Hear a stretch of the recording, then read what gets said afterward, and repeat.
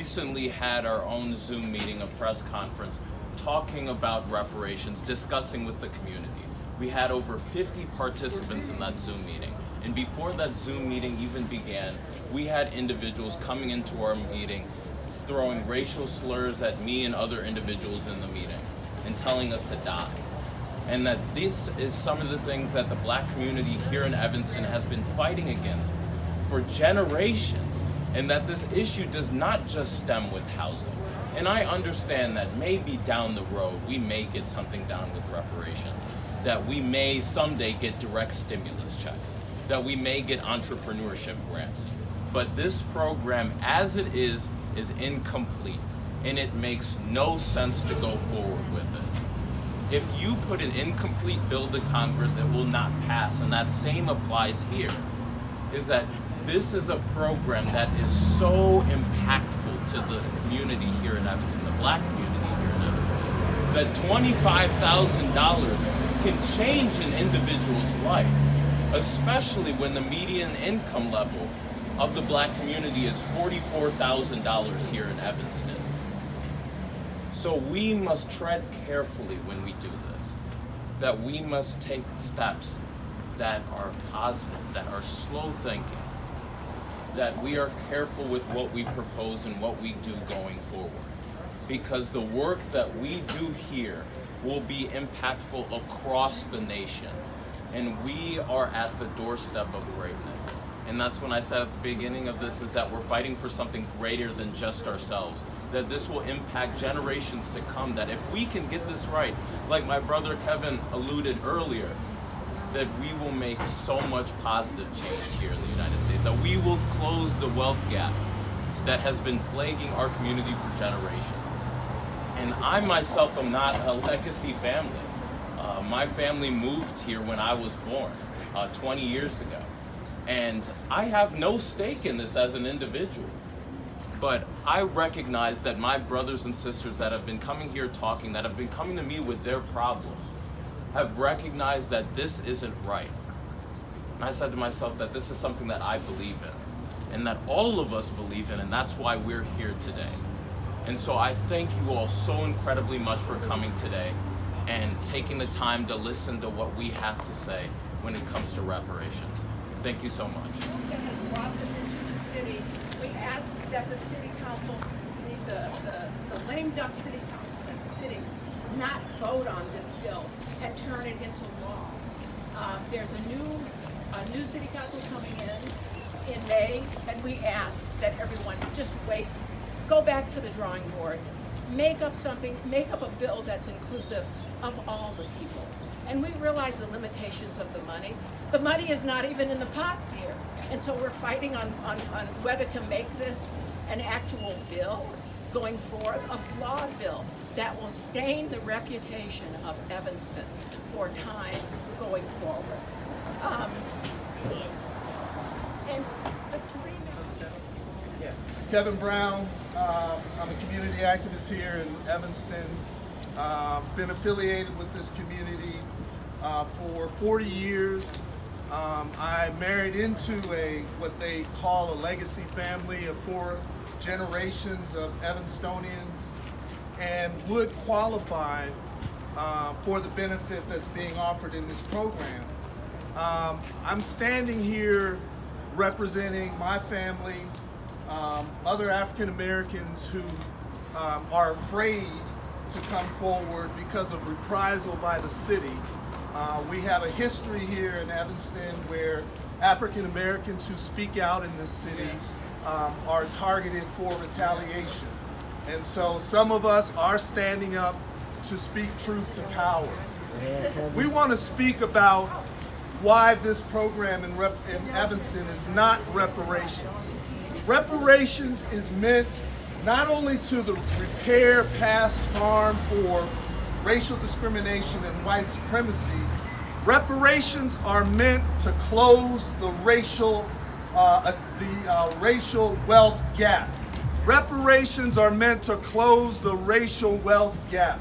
The program that the city of Evanston is offering does not do that at all.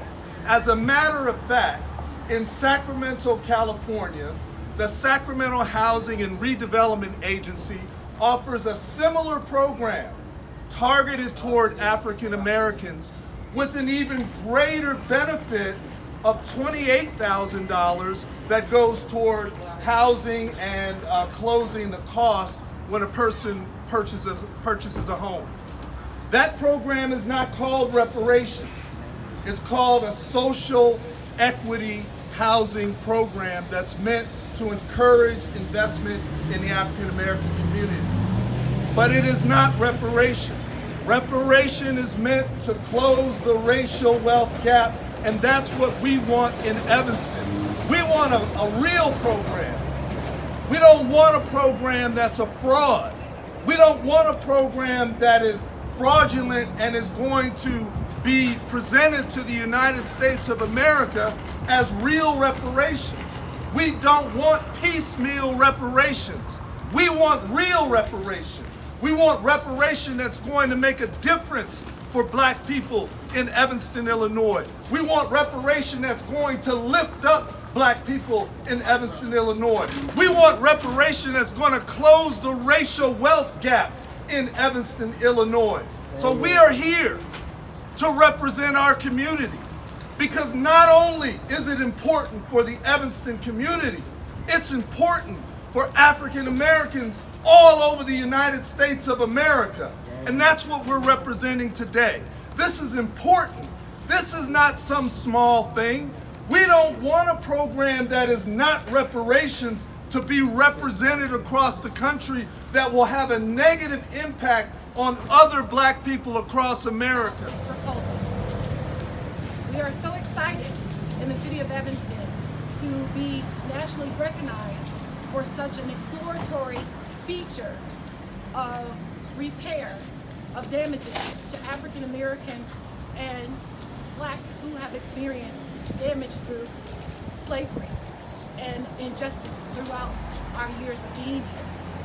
However, as I talk to our neighbors and explore the fact that this was rolled out in a way that is not representing what was told to the neighbors in the beginning.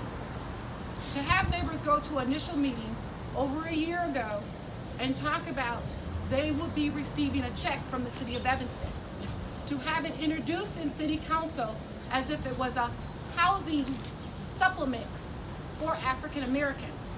I have received the first-time buyer program for my home that I've owned over 20 years before this program was even introduced. To now see that they are using this title as if this is what the citizens, over 100 suggestions were made throughout these meetings. These could possibly affect anywhere from tens of thousands to 100,000 African Americans that have passed through the Evanston city limits. How does this only concentrate on one aspect of the injustice that we have received here in Evanston as black people? It's not true reparations, and this is not what the people of Evanston want. I want to make it perfectly clear that Evanston does want reparations and that I want reparations for Evanston. But as a model for what the nation may look to in moving forward with their own reparations program, I cannot stress enough how important it is to get this right. And it is not right. And 3 of the aldermen who would potentially be voting on Monday, 2 of them have already lost their elections, and 1 of them is stepping down. On a council of 9 people, there is no reason to rush this program. Where we are right now is that there's a lot of community interest, and there are a lot of people paying attention now. And now is the time that we should be getting good input from the community about what they truly want, not some sort of, botched housing program, because that's not what reparations is meant to be. Reparations is meant to repair harm, not to cause further harm, not to cause further dissension or divisiveness, as previous speakers have mentioned. To insinuate that racism has stopped after 1969, or that the people who live here currently aren't experiencing racism by their police, by their schools, by their banks, by the housing of this entire city, just putting money into a loan is not true reparations. And we would just like to say that this should not be rushed following what Mrs. Keenan just said about aldermen who are not currently or not going to serve next. They shouldn't still be making decisions for the community. And we just want to stand behind Evanston rejects racist reparations and say that we want true reparations.